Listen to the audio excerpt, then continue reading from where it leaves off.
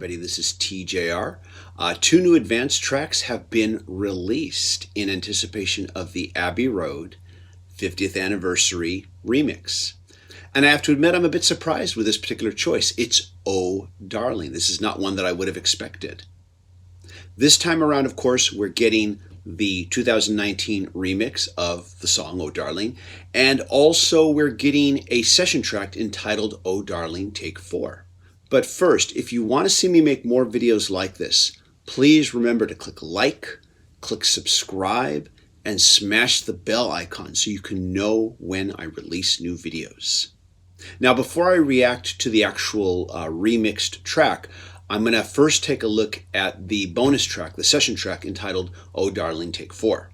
Now, on first listen, it might sound like there are moments where McCartney is not singing quite up to par and that he's actually struggling to, reach certain notes. And while there are a few moments where his voice seems to hit that spot where his voice breaks, I would argue that he is singing fine, but that he is still struggling as to what his vocal performance will be. He is struggling to find out how he wants to phrase his vocals, and he is also trying to figure out how to fit that all into his range. Oh Darling's final vocal performance is a real feat of vocal gymnastics, and I can imagine it probably took a number of attempts before he was able to solidify the performance that we finally end up hearing. As a musician myself, I know that sometimes there is this period of trial and error where you have to figure out how you are going to sing a particular song. I find this especially true when I work on cover songs that are not in my vocal range. And I think it's commendable of McCartney to allow something like this to be released that clearly shows him struggling with that process. Also, I wanted to mention on this session track, Ringo's drum performance, while more solidified at this point in the recording process than McCartney's vocal performance was, is also still evolving in this earlier take. I found it interesting to A-B back and forth between the two and hear how much more confident and at times crazier his drum performance got when it came to the album's final version. Okay, so now let's talk about the remix. I would have to say that I noticed the difference immediately. McCartney's vocals feel more isolated and more in front than in the original mix. And yet, in my comparison between the original mix and this remix, his vocals seem to be mostly equally panned between left and right channels in both mixes. So I do have to wonder exactly how Giles Martin accomplished this. Since in this new remix, his vocals feel very front and centered, and there is a real depth. You feel like he's much more in front of the band. Also of note in this remix are all the background vocals.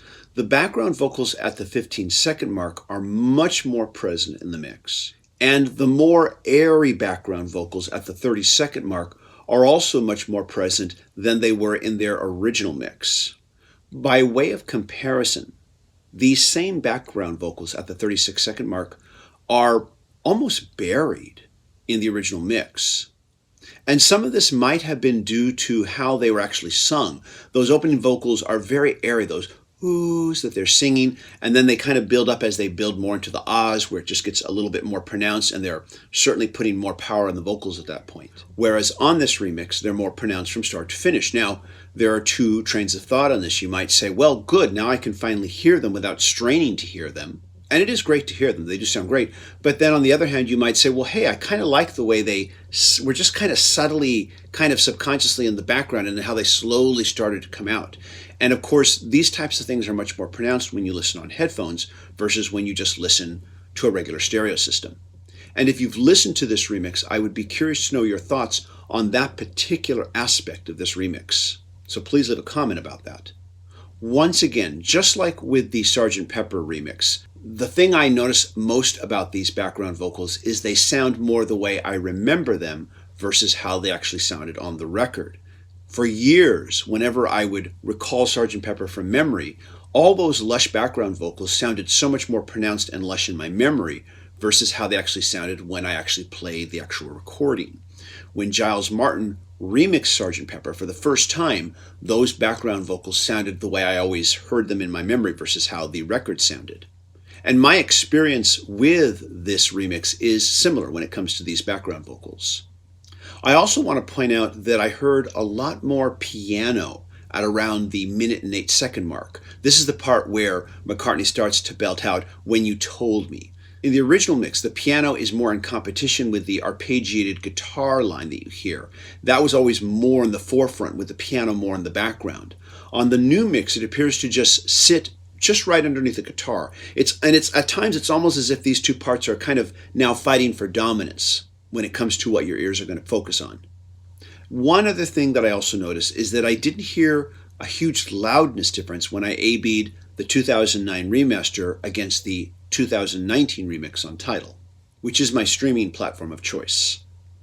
After I got over the newness of this remix, being able to hear things that previously maybe weren't as in the forefront as they were in the original mix, I began to really just kind of critically look at them both. One thing I found interesting was that the revelation that came out in the details of the remix had me listening to the original 2009 remaster in a whole new way. And while I definitely appreciate being able to hear new details in this 2019 remix, what's surprising is it has increased my appreciation for the 2009 remaster of the original album mix. By the way, that comment is in no way a diss on the new remix. It's just simply my reaction. If I could describe the entire new mix on this particular track, it would be spatial depth. It feels like there is more depth perception now between the different instruments. While I definitely enjoyed being able to hear this remix of "Oh Darling," hearing all these details brought out the way they have been sometimes make me wonder if in time I won't appreciate having those details be more subconscious the way they are in the original mix and as presented in the 2009 remaster. This is TJR, and those are my thoughts on this advanced look at the Abbey Road remix, and I can't wait for September 27th to get here. If you want to help me make more videos, please consider becoming a Patreon supporter. Pledging as little as just the cost of a cup of coffee a month will make a huge difference if enough of you do it. And it will help allow me to have more time to create the kind of videos that you want to see. Thanks, everybody. Take care. Bye-bye.